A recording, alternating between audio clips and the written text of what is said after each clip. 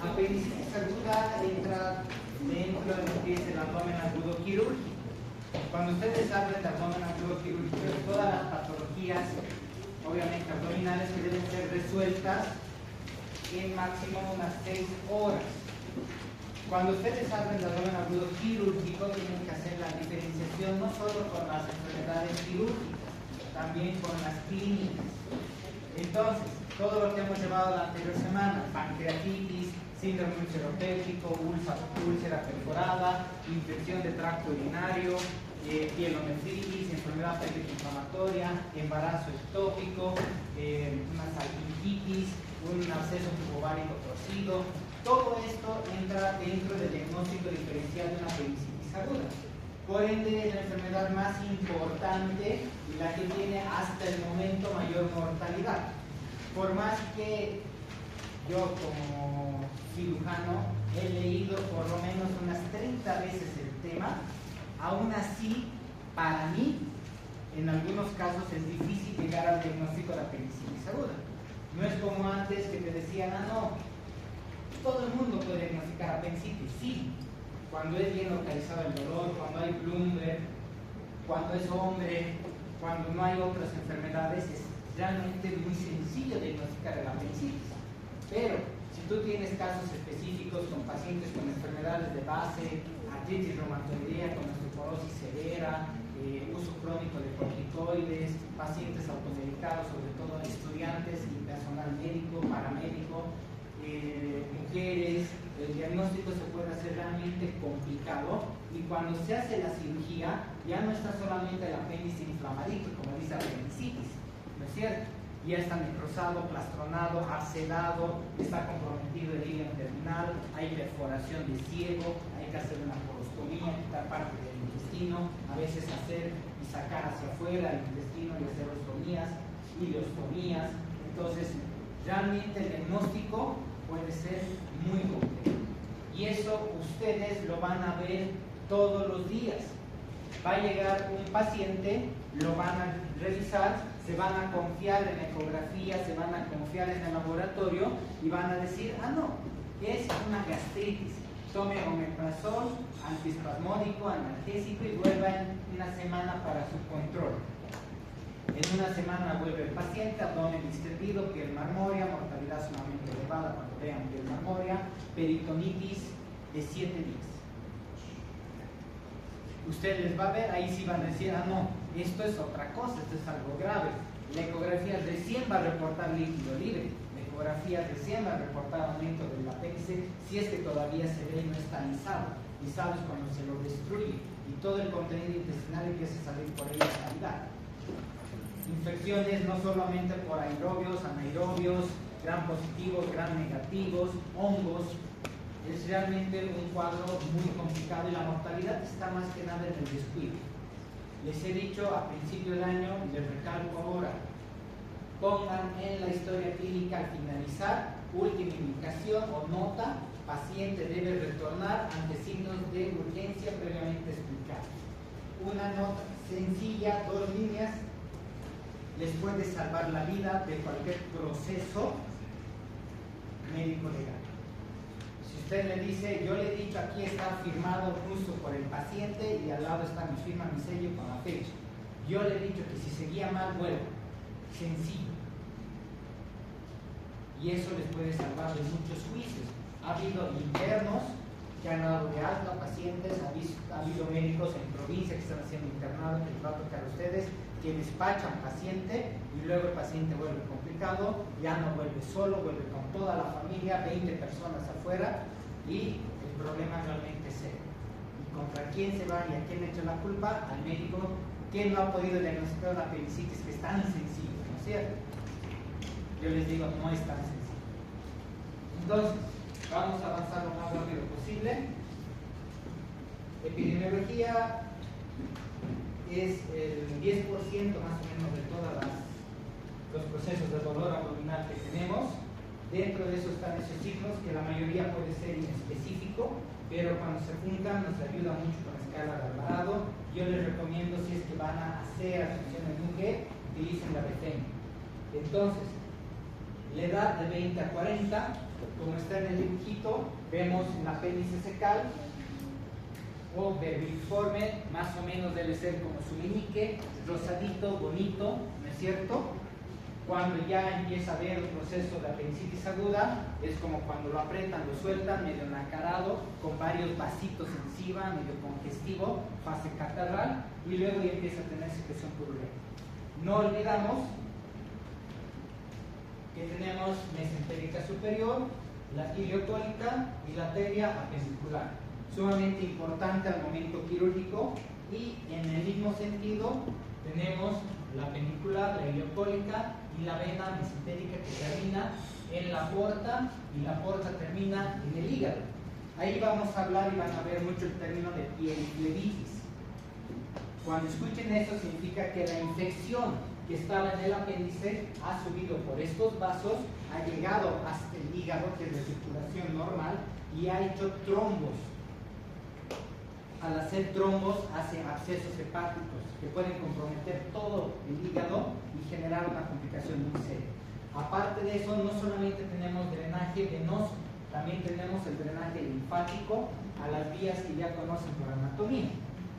Lo más importante es este lugarcito, nosotros le llamamos base, y lo dividimos en tercios: tercio distal, tercio medio y tercio proximal. La base es la unión que tiene el apéndice con el ciego.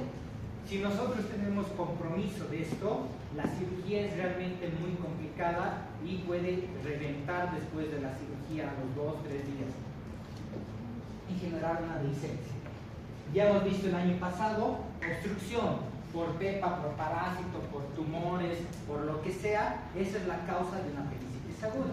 Las dos más frecuentes en adultos, el fecalito. Fecalito es una piedra de caca, así de sencillo. Y en niños, la hiperplasia folicular o linfoidea, que esas glándulas están justamente a nivel de la base, y al haber un proceso inflamatorio infeccioso en el cuerpo, estas se edematizan. Al edematizarse, cierran la lumen o el lumen, y todo el contenido del apéndice y las secreciones del apéndice se empiezan a acumular. Al irse acumulando en el interior, empieza a empujar las paredes, y ustedes saben que la sensibilidad visceral es mal localizada. Eso es la etapa inicial.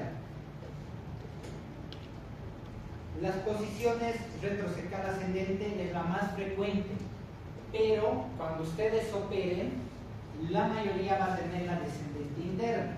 Ustedes ya saben las posiciones, sencillo, la que va hacia abajo y hacia adentro. Como va hacia abajo, es más fácil que el fecalito pueda ingresar. Entonces, cuando ustedes entren y operen, van a ver que la mayoría de los que operan es descendente interno. Pero la posición más común es justamente el apéndice por detrás del ciego y asciende por acá. Y en algunos casos, cuando hay apendicitis, termina a nivel del hígado. Y hay un signo y un punto doloroso a nivel de la vesícula, ¿no es cierto?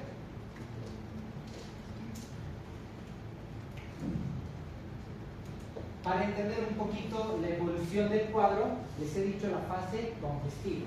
Dolor visceral, náuseas, pérdida del apetito, dolor inespecífico, que comienza normalmente en el epigastrio o en la boca del estómago o mesogástrico. Tengo una molestia aquí, no tengo mucho apetito, ¿no es cierto?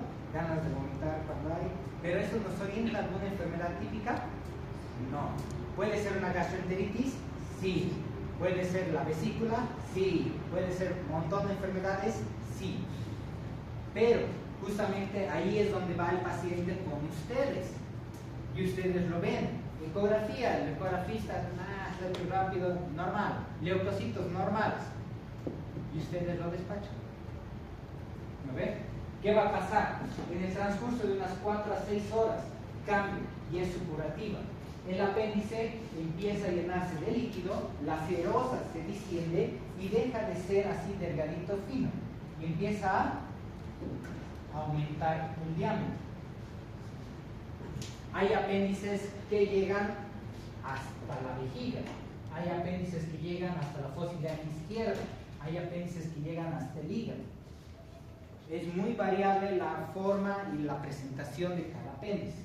Al irse distendiendo, obviamente no solamente se va a llenar del moco y la secreción que tiene, como hay aquí heces fecales, todas las bacterias van a empezar a diseminarse, a reproducirse, va a haber calorcito, ¿no es cierto? Van a hacer lo que dicen fiesta. ¿Y qué va a pasar? Al distenderse las paredes del apéndice se generan poros. Al haber poros va a haber translocación bacteriana. Y esto va a generar ya un proceso inflamatorio. Al inflamarse la pared, los vasos de la arteria apendicular van a disminuir el flujo y el apéndice empieza a necrosar. Isquemia, necrosis, ¿no es cierto? Al haber necrosis, isquemia, el dolor cambia de ser un dolor visceral y se vuelve un dolor somático. Ya sabemos, tipo C, mal definido, un dolor inespecífico, pero las tipo A ya son mucho más precisas, más exactas, más mielinas, ¿no es cierto? Al tener un dolor localizado, el dolor ya no se modifica, se queda acá. Si es niño, va a llegar así, a la consulta.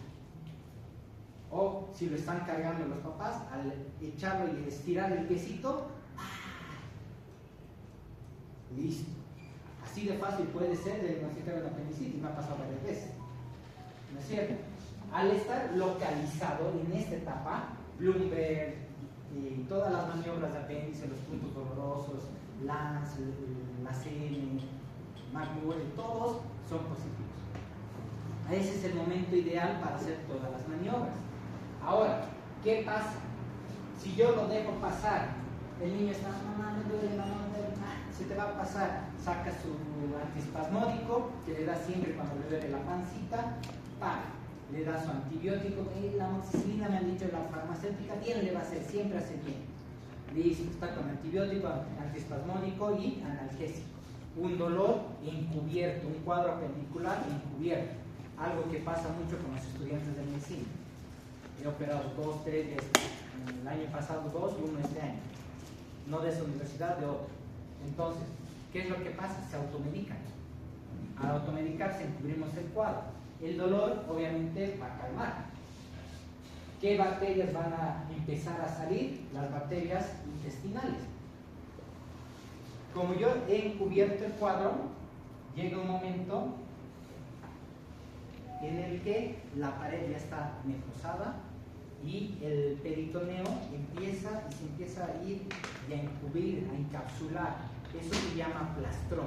Lo sella, ya sea vesícula, apéndice, intestino, ovario, útero, cualquier lugar en la cavidad abdominal que esté con un proceso inflamatorio, el peritoneo como órgano linfoide va y lo sella. Al sellarlo, ya el proceso se queda en ese lugar. Ahí hay dos vías. Uno, que se haga una peritonitis localizada y la otra una peritonitis generalizada. Ahorita vamos a ver la diferencia. Entonces, fases: congestivo acatarrado, ya les he dicho, ya no es rosadito, es medio blanco y tiene vasitos congestivos. Supurada, ya empieza a tener pus alrededor del apéndice y natas de fibrina. Aquí puede estar ya con algún plastrón, pero no firme, un plastrón laxo. Luego, a las 12 horas ya está necrosado el apéndice. Tercera fase. Aquí empieza a ver la fiebre y la leucocitosis recién. Entonces, si ustedes lo ven en la etapa inicial, ¿va a tener fiebre? ¿Va a tener leucocitosis? ¿Va a haber alguna alteración ecográfica? Raro. No despachen a un dolor abdominal así nomás. Háganle la nota, despáchenle. Y si el paciente le dan analgésico, no hay nada de ecografía, laboratorio, clínicamente no hay nada, pero el paciente sigue con dolor, hay que internar. Le ponen para observación, punto.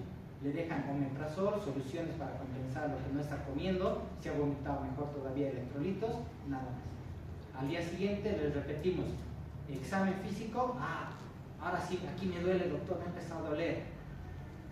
Ok. Ecografía, líquido libre en fosa ilíaca derecha, no hay más cambios. Leucocitosis ya está en 11.000. Apendicitis. Listo. ¿Se han cuidado? Sí. ¿Han cuidado al paciente? Sí. El paciente no quiere internarse, rechazo de internación, ese problema ya no es suyo. Él está asumiendo la responsabilidad de haber sido.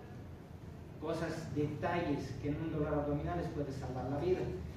Sobre todo si son niños. Los procesos de niños muy rara vez ganan bien. Sí. ¿Ya? Luego de eso, aquí ya hay anaerobios, hay mayor cantidad de gas, de pus con gas, ¿entienden? Como leche con Coca-Cola más o menos se hace. Y la última, la fase perforada. Cuando se perfora, todo el contenido que había acá, que son heces fecales, sale. Al salir, como les he dicho, el órgano linfoide, que es el peritoneo, va a tratar de plastronar y sellar. Va a agarrar todo el contenido que haya en este lugar. Si yo tengo intestino delgado, lo va a tomar al intestino delgado. Ciego, si aquí está el ovario, está la trompa, está el útero, está la vejiga, está la parte final de lo que es el colon sigmoides y el recto, todo eso se compromete. Esta cirugía, de ser algo sencillo, venir, cortar y sacar, ahora tenemos que hacer resección intestinal, sacar toda esa parte del colon, esto sacarlo afuera en lo posible, porque como está infectado no va a agarrar la anastomosis. Hay que sacar el ovario, la trompa. Si es que el útero estuviera muy comprometido, hay que sacar toda la trompa y el ovario del útero, dejar el ovario del otro lado, la vejiga. Entonces, una cirugía de un apéndice en su momento es mucho más sencillo. Pasados 7 días es muy complejo y la mortalidad asciende mucho. Entonces, aquí ya tiene lineal de Musi, peritonitis generalizada, ¿no es cierto? Ahora, yo les decía, localizada, dependiendo qué clasificación manejemos, les he dicho, a mí me gusta más la de los 9 cuadrantes, pero las de los 9 cuadrantes son clasificaciones externas. Cuando ustedes lleven cirugía, van a hablar de una división de la cavidad por adentro, donde está corredera parietocólica, donde está el fondo de saco de Douglas, receso rectovesical en varones, ¿no es cierto? Donde está el retroperitoneo, suprahepático, subhepático, son otra clasificación. Esta definición está dada para la división interna de la cavidad, no la externa. Si ustedes entran, no van a decir cuadrante inferior, digan corredera parietocólica, fondo de saco de Douglas, receso rectovesical en varón, abarcado hasta la otra corredera, ambas correderas. Entonces, cuando ya haya abarcado toda la cavidad, o por lo menos más de 2 de esas divisiones, ahí es peritonitis generalizada. Cuando esté una, máximo 2 de esas divisiones que les he dicho, sigue siendo localizada. Cuando ya vean la técnica quirúrgica y demás, van a ver que para operar uno y el otro es muy diferente el lavado, la posición de las compresas, los gases y demás. Luego, tenemos lo que es la peritonitis y lo que es la masa apendicular. Les he dicho, el plastrón, ¿qué es? Que el peritoneo baja los sellos. Ahora, ¿qué pasa si el cuadro persiste más días? Ya no va a ser un plastrón simple y sencillo, ya va a haber absceso. Un absceso apendicular mucho más grande, y esto se da ya a partir del 4.º día. Imagínense hablar de 7 días de peritonitis, muy frecuente en el altiplano y en lugares donde hay mucho minero. Y esto que les decía, acá va a haber pus. Esta pus va a ir subiendo por la parte ya sea linfática o la parte de las venas y va a generar émbolos. Estos émbolos se divide a la circulación hepática y genera trombosis, y además son foco infeccioso. De aquí va a empezar a ver pus, y llega a comprometer todo el cuerpo. Ahí, paciente posoperado o con una apendicitis activa, ictérico. Ah, no, esto es pancreatitis, abdomen distendido, piel marmórea, signo de Cullen, ¿no es cierto? Ictérico, pancreatitis. No. Si hay un cuadro apendicular, descarten una pieliforme. ¿El hígado puede estar aumentado de tamaño? Sí, por la pus y todo lo que está ahí. Yo he tenido el caso de un paciente que ha sido operado en otro hospital, llega con nosotros, veo un absceso de 162 cc. Un vasito de refresco, más o menos, no es mucho. Entraremos a drenar. Entramos, drenamos, todo el hígado con pus. Todo. ¿Qué le digo al familiar? ¿Le saco todo el hígado? ¿Va a vivir? ¿Qué puedo hacer? He drenado por un costado, si mejora, bien. Más de eso no se puede. Ahora, tenemos la secuencia de Murphy o la cronología de Murphy. Dolor visceral, fibras tipo C mal localizado, acá en boca del estómago gástrico. 4 a 6 horas, desciende. Puede ser que no vaya siempre a fósil y acá derecho, pero ese cuadro que haya bajado y se ha ido al lado derecho, siempre es llamativo. Lado izquierdo nos vale, nos reímos del lado izquierdo, lado derecho no. ¿Ok? Luego vamos a empezar a hablar ahí de algunos puntos que vamos a revisar con más calma mañana. Pero, hiporexia, dolor, ¿no es cierto? Primero, acá arriba, luego ya se localiza en fósil hacia derecha, náusea, fiebre, y empezamos a hacer maniobras. Roxy, Bloomberg, Psoas, obturador, de Murphy, de Horn. Tenemos muchos métodos auxiliares, pero de sugerencia, rayos X y laboratorio. Rápido, sencillo. La ecografía depende mucho de quién va. Otro caso, niña de 14 años, hacen un día antes de que yo entre de turno, hacen ecografía, valoración por cirugía general, por cirugía pediátrica, por pediatra, por ginecología y no sé qué más va a haber, pero trabajadora social. Entonces, deciden que no es quirúrgico. Al día siguiente viene la ginecóloga, doctor, disculpe, tengo una niña, tiene esta ecografía. Veo la ecografía y ¿por qué no me entraba ayer? Han dicho que no es quirúrgico también.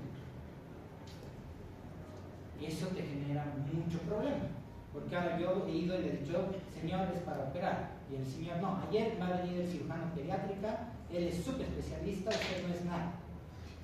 Ok, pase toda la familia, 20 personas en la habitación, me acerco, ¿cómo estás? Y la niña, bien, doctor, ¿te duele? No, ya no. Taquiménica, pálida, hipotensa, taquicárdica, séptica. Listo. Señor, venga, delante de usted, a la mamá de al lado. Le toca así suavito, ¿te duele? Sí, me está doliendo. Le suelto y casi chilla la niña del dolor. Miren, esto es apendicitis. Puede ser un absceso tubovárico, puede ser un quiste, un embarazo ectópico, lo que sea. Pero hay que entrar a operar ahorita. Entramos a operar, el papá se empieza a pelear conmigo, me ha dicho no, que no sé qué, al final la mamá es la que ha dicho sí, la tía, la familia, la abuela, todos han dicho sí, que se opere, por favor. Y él ha dicho, señor, usted va a entrar, ya que usted es el que no quiere saber nada de la cirugía, usted va a entrar y va a ver. Cuando hemos abierto cavidad, ha salido pus así blanco, un olor así sumamente fuerte y como con gas. Ya hemos entendido por qué se produce todo eso. La niña, gracias a Dios, tenía 14 años. Si era mayor, no la contaba. El ovario comprometido, la trompa comprometida, la hemos que sacar. Probabilidad de embarazo, 50% a lo que tenía antes de la cirugía. Intestino sumamente comprometido, gracias a Dios no perforado. Entonces, todo esto con ecografía, con tomografía decía que estaba normal, solamente han descrito la colección que parecía ser del útero, la ecografía también ha dicho lo mismo. O sea, no se confíen en los estudios, son auxiliares. Cuando usted tenga un problema, doctor, le van a decir, ¿usted por qué no ha entrado a operar? ¿O por qué no ha dicho que era abdomen agudo y la ha transferido? Es que la ecografía decía, no, la ecografía es auxiliar. ¿Cuál es el criterio médico suyo? revisar, internar, y si ustedes están en provincia, transferir. Preferible que transfieran 5 pacientes sin necesidad, ¿no es cierto? Que lleguen, hagan la ecografía al día siguiente normal alta, a que una no la transfiera. Y estando en ciudad, en campo es mucho más difícil todavía. Luego, escala de probabilidad diagnóstica de Alvarado. Tenemos mnemotécnico y tenemos los signos. Migración del dolor, que haya comenzado acá y haya bajado, un punto, no es tan importante. Anorexia, no es tan importante, suma un punto. Náuseas, vómitos, no es tan importante, un punto. Elevación de la temperatura, fiebre, no es tan importante. Varias enfermedades pueden dar esto. Desviación a la izquierda y leucocitosis, ahí ya empieza a tomar un poco más de sentido. Dolor en fosiliaca derecha. En realidad, lo que vale más es el glúteo. Ahí 2 puntos. Probabilidad diagnóstica. Si sale de 3 para abajo, es poco probable que sea, pero no dice que no es poco probable. De 4 a 6 es probable. Lo mejor es internar y hacer control a las 24 horas y ver si se modifica el programa de ecografía y la clínica. Pero de 7 a 9, obviamente la probabilidad es mucho más alta, y 10 ya no hay vuelta atrás. Eso es una apendicitis aguda. Muy sencillo, en varones, sí. En mujeres, vamos a hablar de feño. Voy a poner acá mismos síntomas, pero voy a poner 10 ítems más. ¿Ya? Eso no es necesario que aprendan la de feño, pero cuando tengan paciente mujer y pueden usarlo, úsenlo. Uno de esos es el ego. Ego patológico, sí o no. Si es patológico, menos un punto para apéndice, lo más frecuente es que sea una infección de tracto urinario. Pero no se olviden, si el plastrón ya está agarrando la vejiga, las bacterias por translocación bacteriana pueden ingresar y pueden tener orina turbia con bacterias, positivo, súper abundante, pero no es el origen. Luego de eso, test de embarazo, algo muy importante que piden todas las mujeres. Test de embarazo, ¿es positivo o es negativo? Si es positivo, no, más sugestivo embarazo ectópico, ¿no es cierto? Si es negativo, entonces un punto a favor para que sea apendicitis aguda. Y ahí van a ver lo que es el PCR, el BES, el LDH y todo lo demás.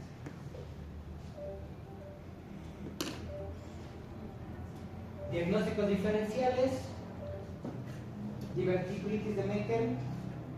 Ya saben qué es el divertículo de Meckel, es una dilatación de la pared del intestino cerca al lado derecho, entonces es mucho más llamativo y es un diagnóstico diferencial, ¿no es cierto?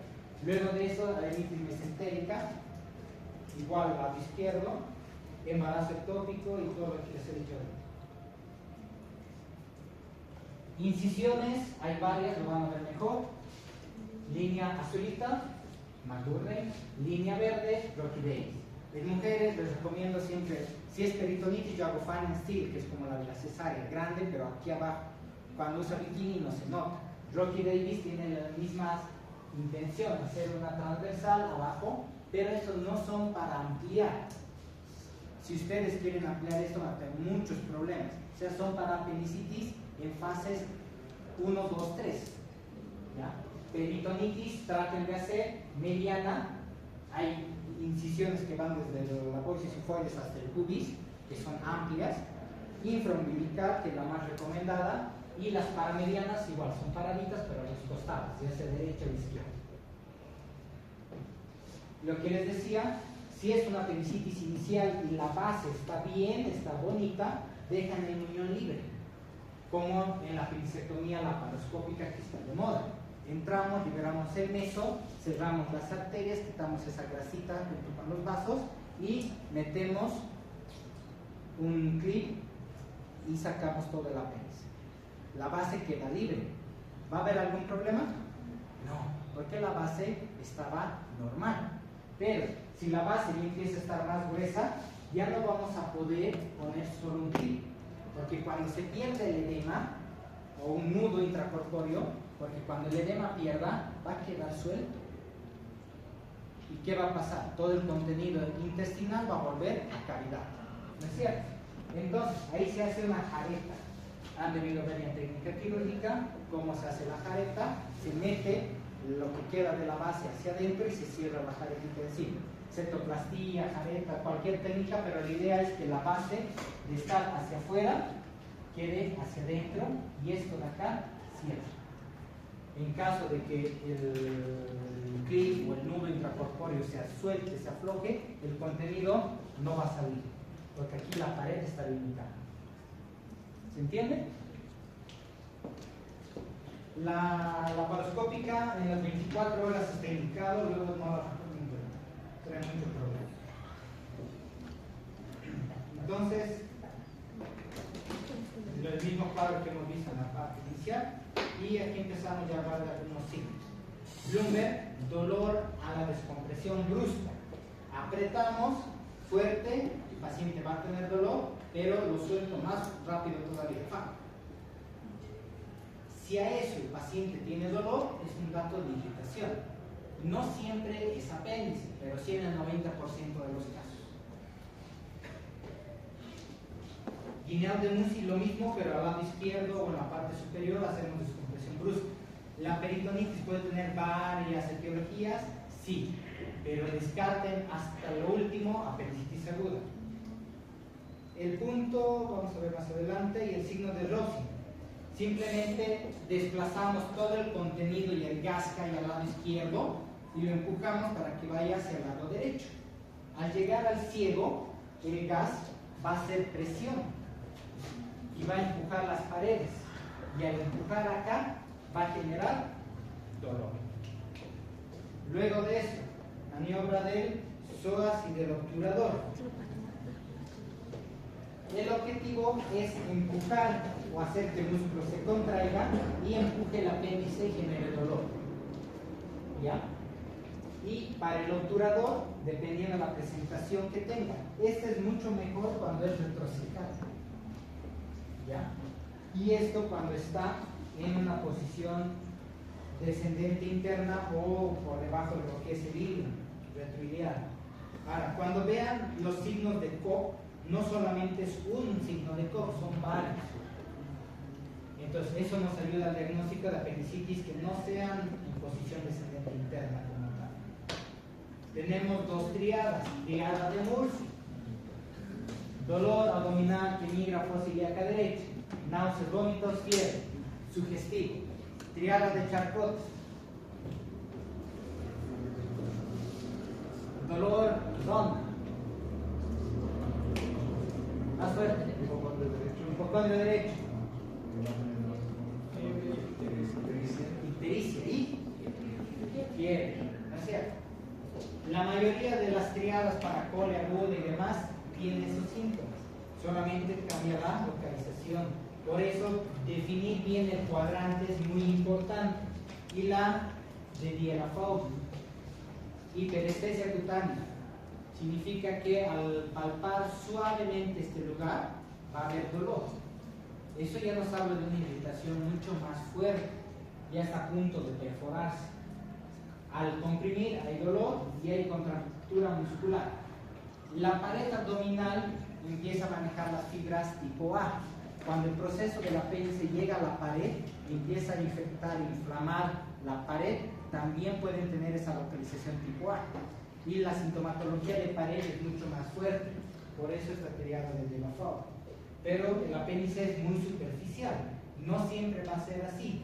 En una posición retrocecal, en vez de que el paciente tenga, clínicamente, ¿cómo están los ruidos en el apendicitis?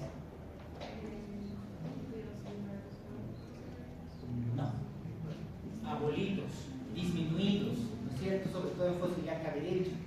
Como está inflamado y el estrecho peritoneo baja, y todo lo que esté por debajo de la serosa se paraliza. Ahora, ¿qué pasa si el apéndice está por debajo del ciego? No va a poder haber esa reacción del peritoneo. La pus, la gangrena, la perforación va a ser detrás del colon, del ciego. Y de aquí empieza a bajar y justamente se va detrás de lo que es el útero. Entonces, esta posición hasta diarrea te puede dar, que es un punto en contra del diagnóstico de apendicitis. Entonces, ¿un paciente con diarrea puede tener apendicitis? Sí. ¿Un paciente con apetito puede tener apendicitis? Sí. Si es retrocecal, puede. Por eso es muy difícil diagnosticar este tipo de presentación.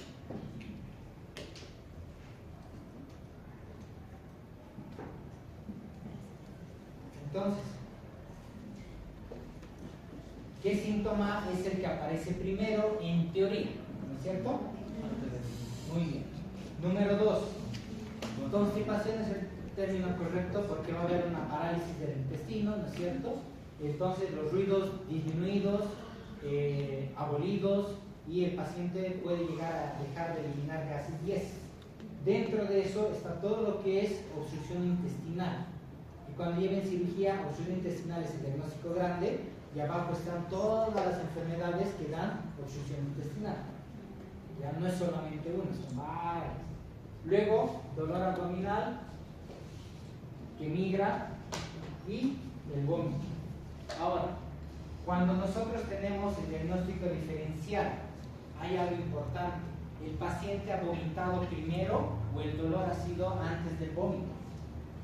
¿Qué pasa cuando vas a comer una salchipapa a la Pérez? ¿Te ha pasado? Ah, no. El Ale dice que era a las 12, muy bien. ¿Qué pasa? Que puede riesgo de licor. ¿Qué? O sea, riesgo de licor. No hay licor, si vas y comes algo, dos posibilidades, una enterobacteria o un Staphylococcus aureus.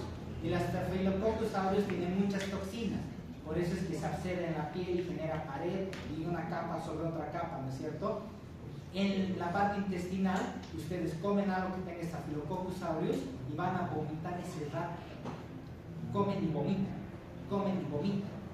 ¿Entienden? Porque tu cuerpo quiere eliminar la toxina, es un mecanismo de defensa.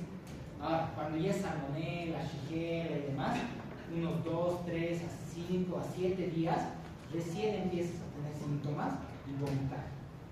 Pero el dolor no es localizado, va migrando al lado izquierdo, al lado derecho, arriba, abajo, pólipos de toxicoma, ¿cierto? Si hay sangre, ya necesitan antibióticos sí o sí, o si hay moco. Si no, en el adulto es limitado, en el niño hay que tener cuidado. Entonces, en el apendicitis, ¿cuándo llega el vómito? Al final. Primero es el dolor, obviamente, anorexia, luego el dolor. Primero duele, luego vomita. Eso igual un criterio para diferenciar. Otro tipo de maniobras que vamos a ver mañana.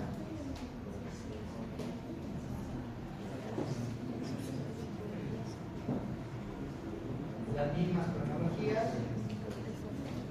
Este es el Alvarado modificado, donde ya tengo lo que es el Plumber. Los triángulos, donde están los puntos.